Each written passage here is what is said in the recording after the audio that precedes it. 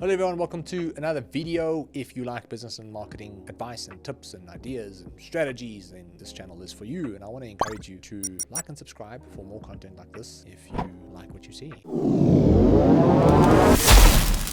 I've got Vickers, who's quite an attractive human being. Hello, hello.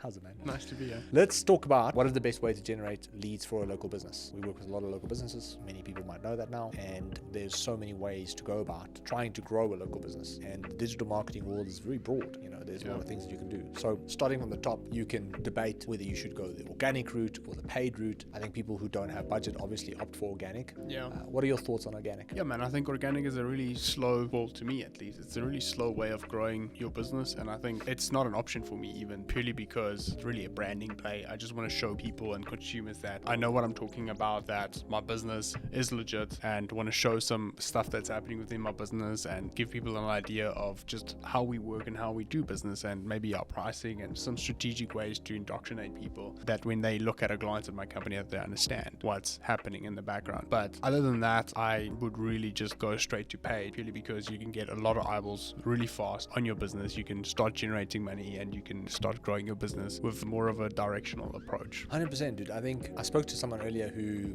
became TikTok famous, and he's building a business organically, but as I expected, it's not necessarily as consistent, and the quality of the traffic and the leads that come through is not always as controllable. So understanding that, yes, you can start a TikTok profile and get some views and get some inquiries going, that's great. And I think it's something everybody needs to try and do. But in order to succeed with that, you need to understand how to create content that people want to watch, which a lot of business owners don't know how to do. You need to understand hooks. You need to understand watch time. You need to understand hashtags and how the algorithm actually works. And I think that is quite a complex thing to understand. And if you're not someone who understands those things, then organic really just becomes like a slow burn, over time compounding strategy that can help you build trust and credibility. And that's what it's done for us as V8. I think we've never really gotten leads from the organic social media that we've done up until a year or two in, when people started to recognize us as a brand and me as a founder. But then also, like, we've always had the paid side of things as well, driving people to our organic stuff that we keep on publishing. So to an extent, it's been carrying a lot of what we do now from an organic standpoint as well. Yeah, I actually made a video of best marketing strategies for SMEs, and I unpacked what is really best. Is it influencer marketing, organic, paid? And it just turned out, if those of you that want to watch that video, there will be a lot of value in it. But it really just turns out that, like you said, paid is the tap that you can open up, water is going to come out. Now it's just how do you leverage and utilize that water? A lot of people don't know how to utilize the traffic and convert that traffic into actual sales. So for the sake of putting the debate to end, we believe that paid ads is just the quickest way to really see a success. But now the question is, do you do Google ads and do you do Facebook ads? And I think this can be a whole conversation. Again, I mean, what are your thoughts between the two? Because one is intent driven and another one is more of a way to create intent. So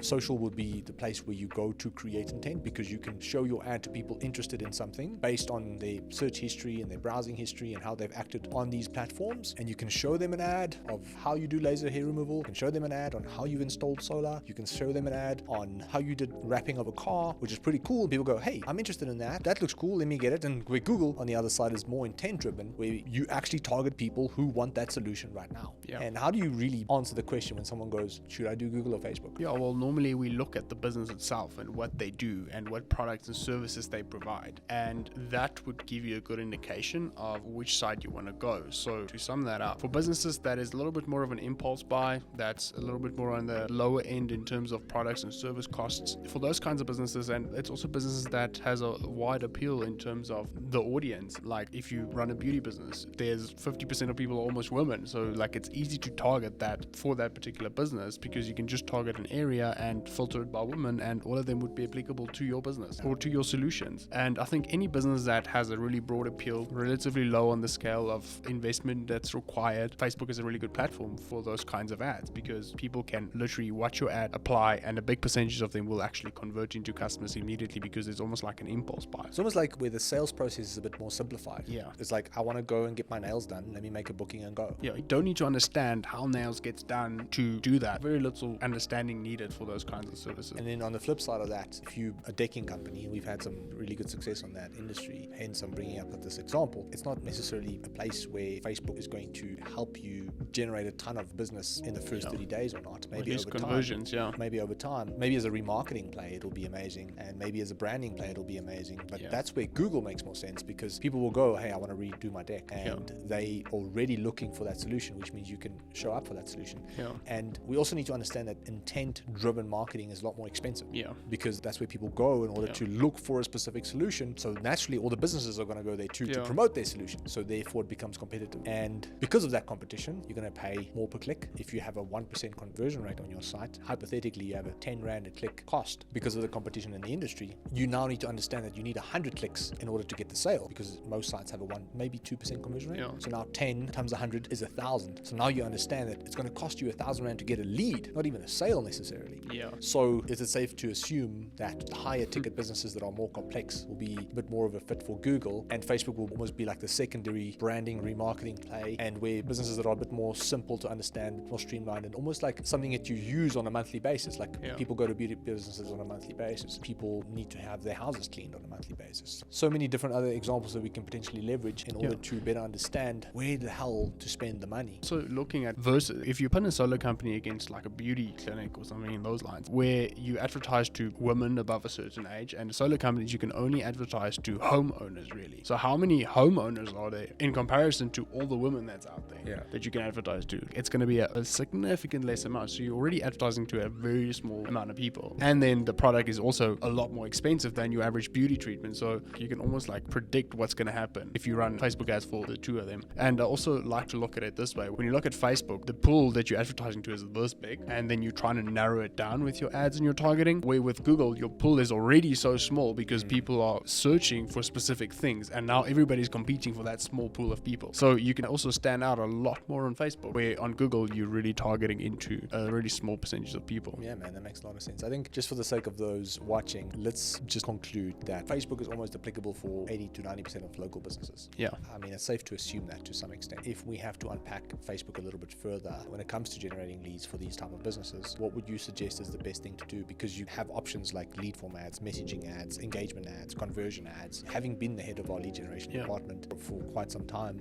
how do you guide a business owner in making the best decision for their business there? That's purely going to depend on what kind of business you are. Are you a quote-based business? Are you something that people can just inquire for a callback? Normally on a lower pricing, and that's easy to understand, you would normally just run a WhatsApp ad or a lead form ad. That normally does the trick. And then when it's a service that's a little bit more complicated to understand, I would then suggest you drive people rather to a landing page through a conversion ad where you put a pixel on the landing page, where you can actually show people before and afters and reviews, and they can actually get a feel for who you are as a company. And that's also going to be for more higher end quote-based businesses or coaches and consultants as well, if you build a funnel specifically for your coaching business. But that's how I would generally break it down. It's almost like, how much knowledge does someone need in order to pick the solution for themselves? And if the question is, I don't need a lot of knowledge, like I want to do my nails, I don't need much knowledge on how people do nails necessarily, so therefore I'm happy to look at who's closest to me and it's got the best pricing to some extent. Obviously, if this is the first time that you're in that area, so you just moved and you're like, where can I do my nails? Then your mind's probably going to be like, who's closest? Are they good? And are they affordable? And if you can tick those boxes with an ad, and you can get them to fill in a lead form ad or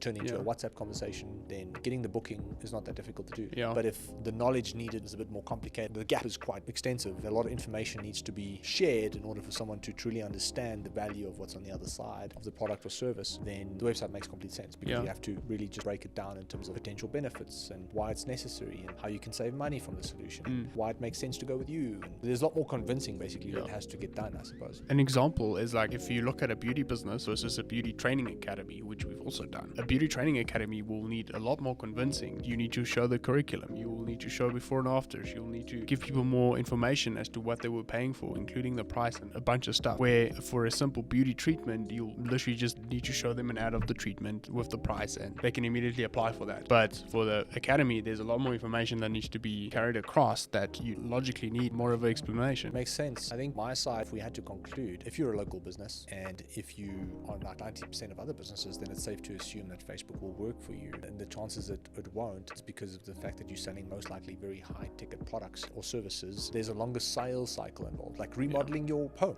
remodeling your kitchen. It's not something that someone's just going to be like, oh yes, let's do it, get a quote done, paid. The sales cycle is a bit more extensive. People are going to go and get quotes from different people. They're going to make sure that they have a good energy with the person on the other side and they can trust them want to look at past projects and see how it went. Some people might need financing. Like that's a big thing we've seen. So it depends on the actual sales cycle and how complicated that is. And how much money and how deep your pockets is as a business or as a business owner to be able to invest in it. So it's not like Facebook doesn't work for certain businesses. It's just like you need to understand the frame in which you are running ads for your company and what is immediately going to move the needle for your business, depending on the industry and your type of clients. But I think it's safe to assume that any business can really leverage lead form ads. It's just, what do you do after someone has inquired? That's where the difference comes in. It's like, what do you do once someone has submitted the lead form, and what automated systems do you have in place to filter good quality from bad quality leads? Because that's the biggest problem people have when they run lead form ads. They're like, oh, all we get is like all these crappy leads. It's like, well, it's a numbers game, first of all, and how you automate that process and streamline that process for yourself is to have systems in place that can filter good from bad quality leads. And then if there's a good lead coming through, your sales team can get notified. There could be reminders that goes out. There could be automated emails and WhatsApp messages, and so much you can do in order to strengthen the opportunity to actually get quote approved or the sale approved. Yeah, it's also understanding that if you are a bit of a more high-end business running Facebook ads, anybody could literally apply for that particular ad that's remotely interested to that. So you need to be cognizant of that. What we call cold leads is people who've never heard about you. Their intent might not be as prominent right now as a person on Google or a person that's serious about getting that service now. But that might change in the coming months or weeks or years. As long as you kind of collect those leads, you keep them in your database, and if you have a plan to eventually market back to them again, that's even better long-term wise. Just to conclude that, when you run Facebook ads, you normally will get a lot of people that have never heard about your business, which we call cold leads. And ultimately, not everybody will be as warm as a lead from Google that's already interested in that particular solution. And you need to be aware that the sales cycle is going to be a lot longer for colder leads, and that you are going to only convert a small percentage of that, because somebody applying for your ad might be anyone from super interested to really just having a thought of getting your service or product ultimately. That's why it's important to, as you said, have that filtering system in place. I think from what it sounds like you're saying is most of those leads will probably need a bit more nurturing, maybe a little bit of extra convincing, because they might not be as ready to commit to the actual product or service. The interest was spiked because of a cool video that they saw, and they were like, oh, this is cool, and then realized later on they got a bit of cold feet going, oh, maybe this is not really something I need right now. But then that's where you need to nurture, convince, and build trust and credibility to the point where they actually go, well, you know what, I've thought about this, let me actually do it. So I think from our side, I want to conclude with the fact that we had to really summarize how to generate leads for your local business, and the best way to go about doing that most likely just be Facebook lead form ads. Now it's just dependent on how you go about leveraging those leads and how you work with those leads and streamline your sales processes on the back of that. But obviously things can get a lot more complex. There's no such thing as black and white advice. I mean, we would love to sit here and like, this is the best way to generate leads, but the reality is every business is unique, every industry is unique, and it also depends on the resources that you have that can help you sell the product. Like, do you have a sales team? Do you not have a sales team? Is it just you? What are you doing on a daily basis? Do you have time to contact all these leads? Because then it's maybe best to just send people straight to a booking page where they can come in, make a booking. So there's all these nuances that one needs to cover. Maybe that's an episode for another time. Like, I think also we test a lot of things for the businesses that